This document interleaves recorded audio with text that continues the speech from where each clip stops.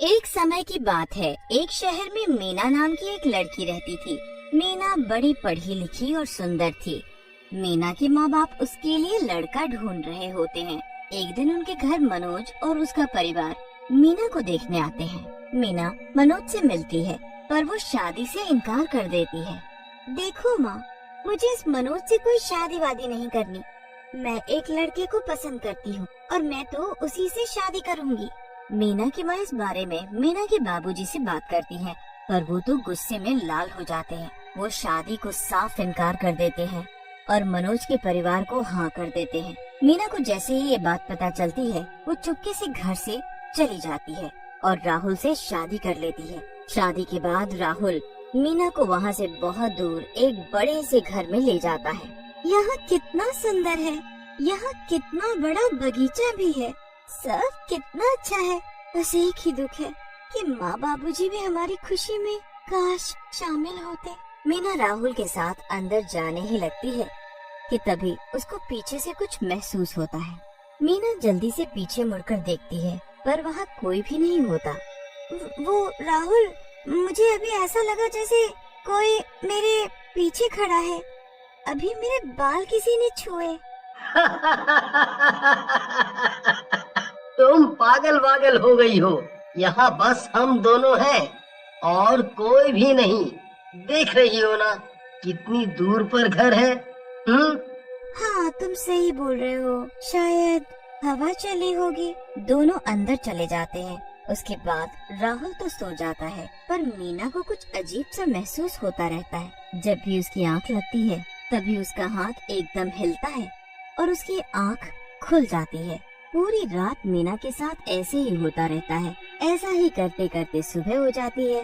मीना उठ जाती है और बाथरूम जाती है। मीना अपना मुंह धोकर अपनी शक्ल शीशे में देख रही होती है कि तभी उसको शीशे में अपने पीछे खड़ी एक औरत दिखती है, जिसके चेहरे पर काले लंबे बाल लटक रहे होते हैं। राहुल, राहुल, राहुल! मीना की चीख सुनकर राहुल जल्दी से अंदर आता है, तो उसे मीना जमीन पर बेहोश पड़ी दिखती है। राहुल उसे जल्दी से बिस्तर पर लिटा देता है। थोड़ी देर बाद जाकर मीना को होश आता है, पर वो होश में आते ही बुरी तरह चिल्लाने लगती है। राहुल, वो चुड़ैल, वो चुड़ैल! मीना राहुल को समझाने की बहुत कोशिश करती है, पर राहुल उसकी एक नहीं सुनता। मीना कुछ देर आराम करती है और राहुल ऑफिस के लिए निकल जाता है।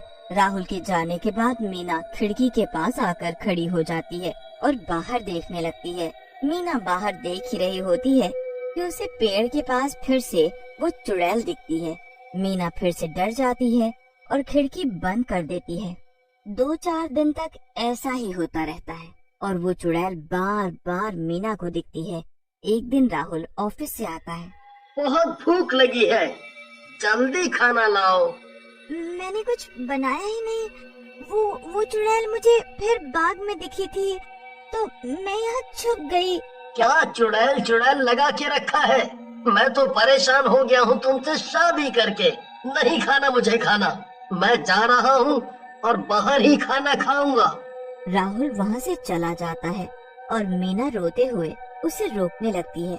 राहुल मीना की एक नहीं सुनता और घर के बाहर निकल जाता है। मीना बेचारी रोते रोते बाग तक आ जाती है और राहुल गाड़ी में बैठकर निकल जाता है। मीना वहीं बैठकर रोने लगती है। जहाँ मीना रो रही होती है, वहीं मिट्टी में उसे बाल दिखते हैं। हाँ, ये इतने लंबे बाल जमीन में। मीना उन बालों को खींचती है तो वो अटक जाते हैं। मीना बहुत जान लगाती है, तब जाकर मीना के हाथ में वो बाल आते हैं।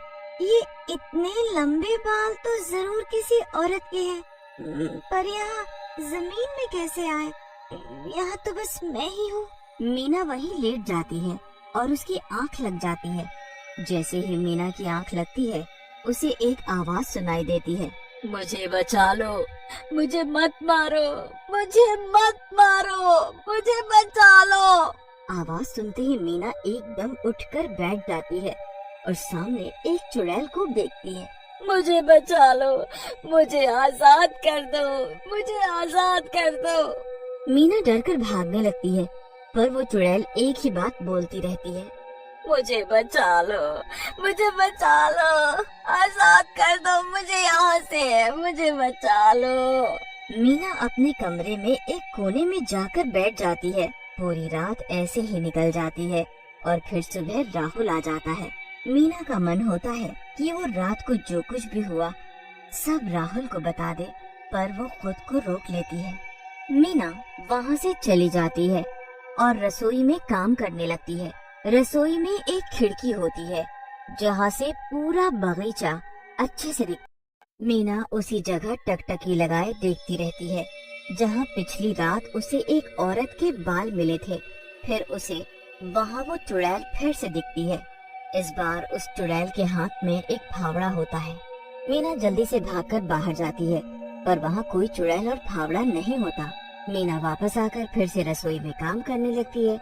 रात को जब मीना सो रही होती है तभी उसका हाथ कोई झटक देता है। मीना अचानक उठती है तो वही चुड़ैल उसके पास खड़ी होती है। वो पीछे पलटती है और वापस जाने लगती है। जाते जाते वो मीना को उसके पीछे आने का इशारा करती है। मीना को समझ आ चुका होता है कि चुड़ैल उसे कुछ बताना चाहती है। वो हिम्मत करके उस चुड़ैल के पीछे पीछे जाती है तो चुड़ैल उसी जगह आकर खड़ी हो जाती है जहाँ उसे वो बाल मिलते हैं। मुझे बचा लो, मुझे बचा लो, मुझे आजाद कर दो। इतना कहकर चुड़ैल फिर से गायब हो जाती है।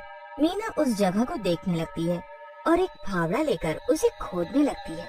खोदते खोदते काफी वक्त हो जाता है कि तभी उसे कुछ महसूस होता है तो उसे सामने एक लड़की की लाश बड़ी बुरी हालत में दिखती है। मीना पहले तो डर जाती है, पर फिर उसकी नजर उसके लॉकेट पर जाती है। मीना डरते हुए वो लॉकेट हाथ में लेती है और उसे खोलती है। उसमें राहुल के साथ लड़की की फोटो होती है। ये लाश, ये फोटो, ये कौन है? ये सब क्या है? ये तुम्हारी लाश? तुम मेरे आसपास ही हो ना? तुम मुझे यही दिखाना चाहती थी ना? अब बताओ मुझे, मेरे सामने तो आओ। मीना के सामने तभी वो चुड़ैल आती है। मुझे आजाद कर दो, मेरी मदद करो, मुझे आजाद कर दो। पर मैं क्या कर सकती हूँ? मैं कैसे तुम्हारी मदद करूँ? पहले तुम मुझे कुछ बताओ तो सही। मैं राहुल की पहली पत्नी हूँ। राहुल ने मेरे साथ शादी की और मुझे यहाँ पर लेकर आया था। थोड़े दिन बाद उसका बर्ताव बदल गया और शायद ये तुम्हारी वजह से था।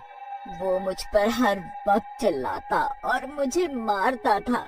एक दिन जब मैंने पुलिस को बताने को सोचा और मैं पुलिस को फोन करने लगी, तभी राहुल यहाँ आया और मुझे देख लिया। उसने मुझे तब तक मारा जब तक मेरी जान नहीं चली गई। मेरे मरने के बाद उसने मुझे यहाँ इस जगह कब्र खोदकर मुझे उसमें दफन कर दिया। क्या सच में राहुल ने ऐसा किया? मुझे तो यकीन ही नहीं हो रहा, पर मैं तुम्हें इंसाफ जरूर दिलाऊंगी, तुम्हारी मदद करूंगी। बस सबसे तुम राहुल को इतना परेशान करना कि वो दुखी हो जाए। बस फिर उस दिन से चुड़ैल और मीना एक हो गए। अगले दिन से चुड़ैल राहुल को दुखी करने लगी। सबसे पहले उसने राहुल के दूध के ग्लास को खून से भर दिया। राहुल ने जब ये देखा तो बड़ी तेज चिल्लाया। मीना जल्दी से आती है। क्या हुआ राहुल? ये देखो खून। तुमने मुझे दूध की जगह खून दिया। कहाँ है खून? ये तो दूध ही है, देखो ना। तुम अंधी हो क्या? ये खून है, देखो ध्यान से। मेरी आंखें एकदम सही है, ये सफेद रंग का दूध ही है। राहुल परेशान होकर उठ जाता है और चला जाता है। अब शाम को जब राहुल खाना खा रहा होता है तो उसके खाने में कीड़े मकोड़े घूम रहे होते हैं। मीना, जल्दी आओ। अब क्या हुआ? ये देखो क्या है ये? खाने में कीड़े चल रहे हैं। आप पागल हो गए हो क्या? अच्छी खासी सब्जी में कीड़े बता रहे हो? लो, मैं अभी खाकर बताती हूँ। मीना सब्जी खाकर दिखा देती है और राहुल एकदम सुन्न रह जाता है। चुड़ैल भी वहीं खड़ी सब देख रही होती है। राहुल के साथ हर वक्त ऐसी चीजें होती रहती हैं। धीरे धीरे राहुल की दिमागी हालत बिगड़ने लगती है। वो फिर डॉक्टर के पास जाता है तो वहाँ भी चुड़ैल उसे परेशान करती है कि डॉक्टर को भी यही लगता है कि राहुल पागल हो गया है। नहीं नहीं, मैं पागल नहीं हूँ। जी बिल्कुल, आप पागल थोड़ी हो। अब तो बहुत समझदार हो। बस ये तो आपकी वो सजा है जो आपकी पहली पत्नी निकिता चाहती है ना निकिता? हाँ, मैं यही चाहती हूँ, इसे तड़पते हुए देखना। राहुल चुड़ैल को देखकर और निकिता का नाम सुनकर कांपने लगता है। अब क्यों डर रहे हो? मैं हूँ निकिता, तुम्हारी पहली पत्नी। मीना को अब सब सच पता है। अब तुम बिना पागल हुए भी जिंदगी भर पागलों के साथ रहोगे और अपने किए की सजा भुगतोगे। एक दिन राहुल सच में पागल हो जाता है। वो हर जगह, हर दीवार पर एक पत्थर से यही लिखता है कि मैंने अपनी पत्नी को मार डाला।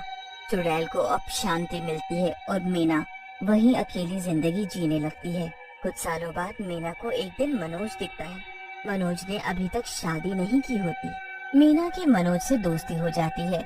मीना मनोज को सब सच बता देती है, पर मनोज को कुछ फर्क नहीं पड़ता। वो तब भी मीना से शादी के लिए बोलता है। मीना हाँ कर देती है और दोनों की शादी हो जाती है।